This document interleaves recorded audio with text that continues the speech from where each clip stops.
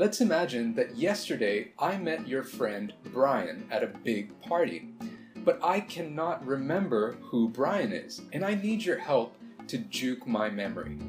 Hi, I'm David, and in this video, we're talking about people in detail. So to help me remember Brian, you might say, Brian is my friend. He is a yoga instructor. I've known him since high school. I used to take yoga lessons from him. Now you've just told me about Brian in 4 separate sentences, but we can actually connect some of these sentences together using the words who and whom. For example, Brian is my friend who is a yoga instructor. We are substituting the word he with who. You can also say, Brian is my friend who I've known since high school, or Brian is my friend whom I've known since high school. We can do this because the verb know is a transitive verb. I've known him.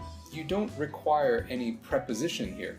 But for the third one, we would say, Brian is my friend from whom I used to take yoga lessons. You can only use whom here because there is a preposition immediately before the word whom.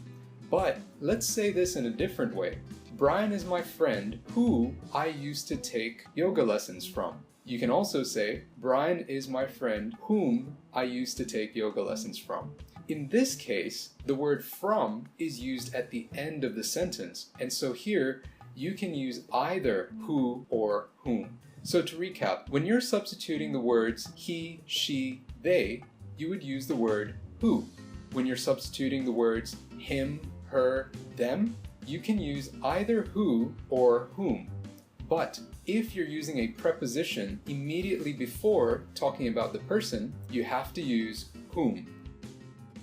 That's 1 Minute English, and now you know the difference between who and whom.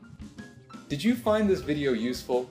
If you did, then please share this with your friends, so they too can improve their English. If you want to see more videos like this, please like and subscribe.